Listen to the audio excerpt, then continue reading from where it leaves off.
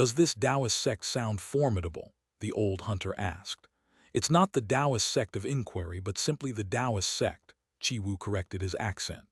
"When we head to Qing Chinese letter tomorrow, let's write a letter and send it to the 5 immortal gates. We can ask them for help." Chi Wu had inquired about this process when he met Dai Bu Fan. At that time, he was still marveling at how officials with no cultivation seemed so high above others, but he never thought that immortal disciples who lived outside the mundane world would be more down to earth. Chi Wu didn't know Dai Bu Fan's status within the Taoist sect and only considered him a regular immortal disciple. If he had known about Dai Bu Fan's identity and cultivation level, it wouldn't just be admiration. The old hunter was overjoyed, quickly thanking Chi Wu and his companions. He even offered to forego their travel expenses if they could solve the tiger demon problem. Chi Wu hurriedly declined, unsure whether the old hunter was being sincere or merely making polite talk. "Sorry, miss. I encountered a heavy rainstorm on my journey and can't find shelter here," said a graceful figure breaking through the rain.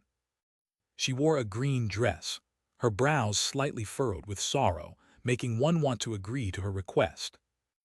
Everyone turned to a Yi, wondering if he had conjured up a ghost just by speaking of one. "No way." Chi Wu immediately rejected the young lady's request. They were in a remote area, far from any village, and the sudden appearance of such a beautiful woman raised his suspicions. Most importantly, she was dry. How could it be dry when it rained so heavily? The green-robed maiden became slightly irked. She thought these people seemed educated but spoke rudely. "You are unreasonable. This mountain god temple has no owner, and you're just here to avoid the rain. Can I not use my spell to keep the rain at bay?" she demanded. "Spell, are you a cultivator?" Chi Wu's tone became cautious. Most cultivators were gentle with ordinary people, but he couldn't rule out the possibility of them doing something drastic if provoked. He hesitated. The old hunter was resolute. With his years of experience in the mountains, he felt there was something wrong with this green-robed maiden, though his tone was more gentle. "Highness, you are a cultivator and a woman. Sharing this temple with 8 men is not good. There's a path to the north where we can find a wooden house halfway up. It's only a short distance for someone of your high rank," he said. The old hunter hadn't lied. There was indeed a wooden house, but it couldn't accommodate everyone. That was why they came to the mountain god temple. After considering his words, the green-robed maiden agreed that she had better options than staying in this leaky temple. When the green-robed maiden left, everyone heaved a sigh of relief, fearing she might turn into a fierce tiger and eat them all. "All right, let's sleep. We need to be well rested for tomorrow's journey," Chi Wu yawned.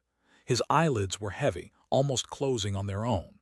Chi Wu intended to sleep with his head towards the mountain god statue, but hesitated due to its unsettling presence.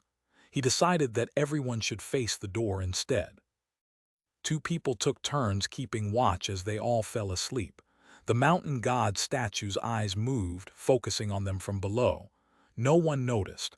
A Yi yawned, his vision blurry as if he was about to fall asleep. It was his turn to keep watch with another person. "I'm so sleepy." "Be patient. You heard the danger in these mountains," said the other man. "Yes, I can't sleep. I'm waiting for the ghost to attack me at night." "You don't look like a scholar. Ghosts prefer handsome men according to books."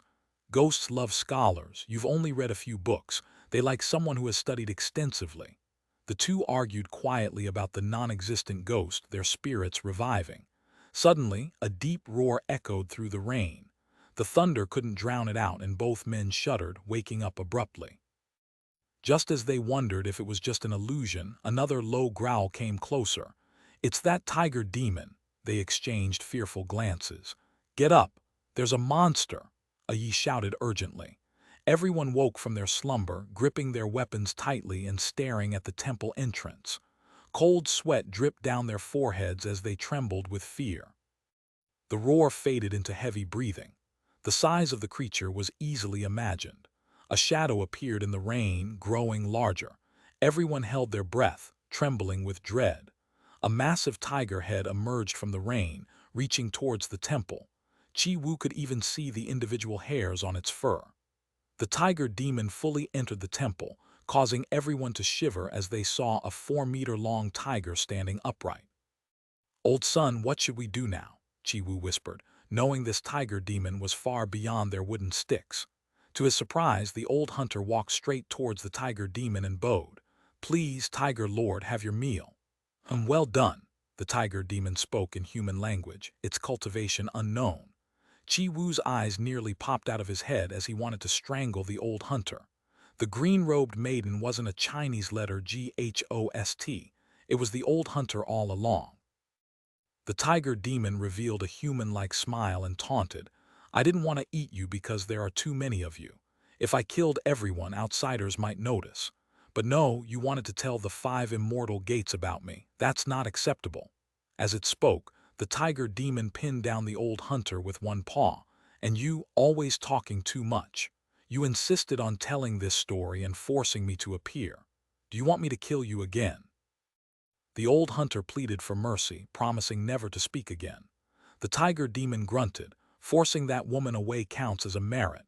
Your offenses are balanced out. I won't punish you." Tiger demons didn't usually toy with their prey, but it examined Chi Wu closely, its throat making a hoarse sound like it was holding back a cough.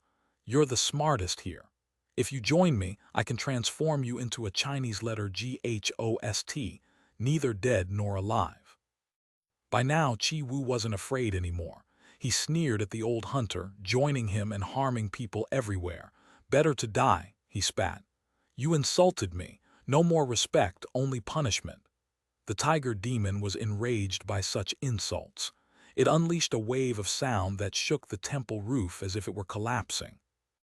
The tiger demon no longer tried to reason but lunged at everyone with its blood-red mouth open wide. Chi Wu closed his eyes, waiting for death. Suddenly, a Chinese letter in front of him and the tiger demon, its light slicing across the tiger's face like dawn breaking through the sky. "Who?" the tiger demon roared. "Your mountain god grandfather.